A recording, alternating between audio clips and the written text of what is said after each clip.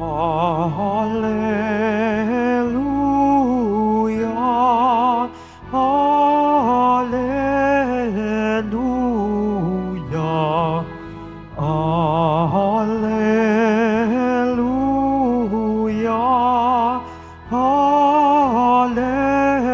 Alleluia.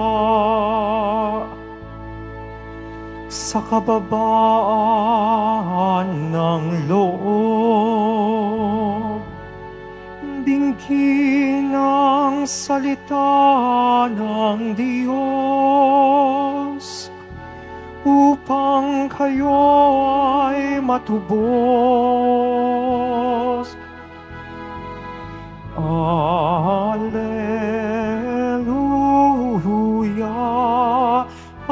Alleluia, Alleluia, Alleluia.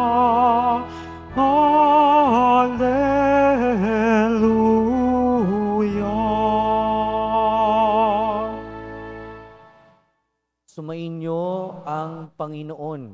At sumaiyo rin. Ang mabuting balita ng Panginoon ayon kay San Mateo. Papuri sa iyo, Panginoon. Noong panahong iyon, inilahad ni Jesus ang talinhagang ito sa mga tao. Ang paghahari ng Diyos ay katulad nito. May isang taong naghahasik ng mabuting binhi sa kanyang bukid. Isang gabi, samantalang natutulog ang mga tao, dumating ang kanyang kaaway at naghasik ng masasamang damo sa triguhan. Nang tumubo ang trigo at magkauhay, lumitaw rin ang masasamang damo. Kaya't lumapit ang mga alipin sa puno ng sambahayan at sinabi rito, "Hindi po ba mabuting binhi ang inihisik ninyo sa inyong bukid? Bakit po may damo ngayon?" Sumagot siya, "Isang kaaway ang may kagagawa nito." Tinanong siya ng mga utusan, "Bubunutin po ba namin ang mga iyon?" "Huwag," sagot niya, "baka mabunot pati trigo. Hayaan na ninyong lumago kapwa hanggang sa anihan. Pag-aani sasabihin ko sa mga tagapag-ani, tipunin muna ninyo ang mga damo at inyong pagbigkis-bigkisin upang sunugin, at ang trigo'y inyong tipunin sa aking kamalig." Ang mabuting balita ng Panginoon. Pinupuri ka namin, Panginoong Hesukristo. Magsiupo muna ang lahat. Welcome po sa Minor Basilica and National Shrine of Jesus Nazareno at magandang umaga sa inyong lahat. Mga kapatid, isang talinhaga na naman tungkol sa paghahari ng Diyos ang ating narinig. Noong nakaraang linggo at noong Miyerkules, narinig natin yung talinhaga tungkol sa maghahasik at yung kahulugan nun. Pag sinabi nating paghahari ng Diyos, ang isa sa mga larawan ng paghahari ng Diyos ay ang simbahan. Pag sinabi nating simbahan, hindi lang naman itong building yung tinutukoy natin. Pag sinabi nating simbahan, tayo na mga mananampalataya ang simbahan, ang bayan ng Diyos. Pero ang simbahan ay nabubuo, composing, hindi lang ng mabubuting tao, pero pati ng mga hindi mabubuting tao. Ang simbahan ay merong mabuti at masamang tao. Lahat tayo dito magkakasama. Parang ganon yung tinutukoy ng ating Panginoon sa ating mabuting balita. Yung buhay natin, parang palayan, parang lupain na sakahan. Merong mga damo at merong mga trigo. May mabuti at may masama.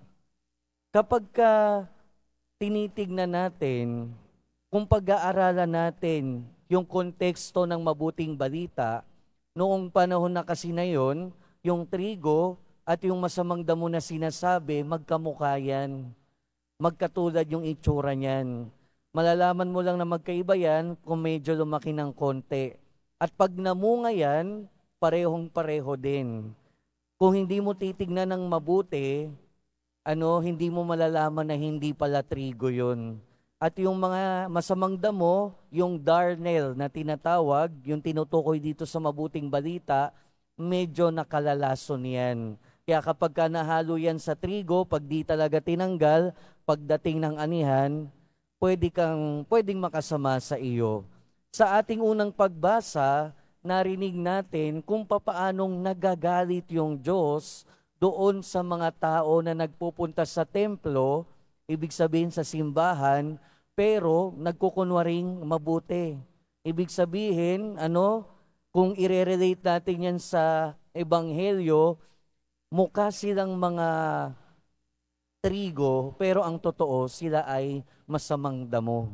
At sa buhay natin, siguro kung i-contextualize natin sa kasalukuyan, ito yung mga tao na pwede nating tawaging plastic, mapagkunwari, toxic, At siguro, mas mabuti naman talaga yung buhay natin kung wala sila. Diba? Kung iisipin natin, malamang mas masaya mamuhay kung walang masamang tao sa buhay natin. Malamang mas masaya yung buhay natin kung walang toxic, walang plastic, walang marites, walang masama. Katulad nung sakahan na walang damo, walang masamang damo. Pero kung titignan natin, kung ikukumpara natin, kung ihahalin tulad natin, tayong mga tao sa trigo o damo, may pagkakaiba din naman. Dahil yung damo, likas na masama. Yung trigo, likas na mabuti. Pero sa ating mga tao, wala namang pinanganak na likas na masama. Lahat tayo mabubuti. Kaya nga lang, sabi nga nila, wala namang masamang tao. Meron lang masamang pagkakataon. So, ibig sabihin, walang masamang tao, pero dala ng masamang pagkakataon, nagkakaroon ng masamang tao. 'Di ba? Dahil sa kahirapan, dahil sa maling pagpapalaki, dahil sa environment, nagkakaroon ng masamang tao. Nagiging masama ang tao. Kaya nga ang totoo niyan, kung tayo nasa gitna, nasa mundo na merong mabuti at masama, paano ba natin tratuhin yung mga masamang tao? Kailangan ba talaga alisin natin sila sa buhay natin? Kailangan ba talaga ituring natin sila na talagang masama at walang pag-asa? Mga kapatid, katulad nung may-ari nung sakahan, nung triguhan sa ating ebanghelyo, sana ganun din yung treatment natin, yung pagtrato natin sa mga tao na itinuturing natin na masamang damo. At papaano ba yun? Unang-una, kailangan tratuhin natin at sana tratuhin natin sila ng may pasensya, pagmamahal at pag-unawa. Pasensya, pagmamahal at pag-unawa. Minsan kasi yung mga taong napapasama, hindi naman talaga kailangan ng hindi kailangang pagalitan, hindi kailangang tratuhin ng napakasama, hindi kailangan tratuhin ng iwasan. Minsan kasi, yung mga masasamang tao, kailangan yan pagmamahal, kailangan yan pag-unawa. Diba? Minsan, yung mga tao na akala mo napakasama, maton, basagulero, pero pag kinausap nyo yan, pag sinubukan nyo yung pakitaan ng kabutihan, makikita din natin, meron din talagang kabutihan na kailangan lang i-draw out. Minsan kasi, kung paano natin itrato yung isang tao, nagiging totoo. Nagiging ganun talaga sila. Masama na nga sila sa mata ng lipunan. Kung itatrato natin sila na bilang masamang tao, ay talaga magiging masama na yan. Magtutuloy-tuloy yan. Anyway, wala naman talaga tayong karapatan na tratuhin ang iba ng sobrang sama. Dahil tayo mismo sa sarili natin, merong masama at mabuti sa ating puso. Merong masama at mabuti sa ating kalooban. Hindi naman tayo pure na goodness. Hindi naman tayo purong kabutihan. Aminin man natin o hindi, merong kasamaan at kabutihan na nasa atin. Nagkataon nga lang na sa ibang tao, napakaraming masamang bagay na nangyari. Kaya ang nakikita natin at naipapakita nila ay yung masama. Pero pinapaalala sa atin, tratuhin yung masasamang tao, hindi naman talaga bilang masamang damo, pero tratuhin bilang tao. At kailangan din nila, katulad natin, kailangan din nila ng pagmamahal at pag-unawa. At yun yung sanang maibigay natin. Pangalawa, tratuhin din natin sila ng walang paghuhusga. Walang paghuhusga at merong paghihintay. Walang paghuhusga at merong paghihintay. 'Di ba? Ang Diyos nga, hindi tayo hinuhusgahan. Ang Diyos laging naghihintay na magbago ang isang tao. At tanging Diyos lamang ang makakapagsabi, tanging Diyos lamang ang nakakaalam kung ano ang nasa kalooban ng isang tao. Kaya kung ang Diyos naghihintay sa huli bago anihin ang mabubuting ang mga trigo at sunugin yung masasamang damo, sino ba naman tayo? Kung Diyos nga nagpapasensya, sino ba naman tayo? Kaya kung ngayon, merong masasamang tao sa ating paligid na tayo naaapektuhan, huwag tayong mag-alala. Merong panahon ng anihan, meaning merong time of reckoning. Sa bandang huli, lahat tayo, masama man o mabuti, ay mananagot sa kung ano ang ginawa natin. Mananagot sa kung mabuti ba o masama ang naging ating buhay. Kaya ang mensahe sa atin ngayon, mga kapatid, lahat tayo dito sa mundo magkakasama. May masama, may mabuti. Kung tayo ay mabuti, edi salamat sa Diyos.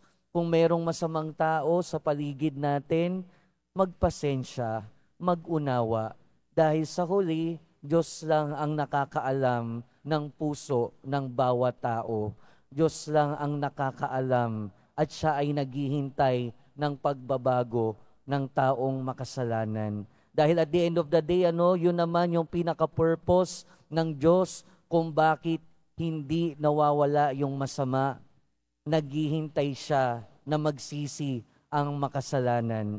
At lagi nating tandaan, walang masamang tao sa mainit na pagmamahal ng Diyos. At yung pagmamahal na yan ay mararamdaman ng masamang tao sa pamamagitan ng kabutihan nating mga Kristiyano.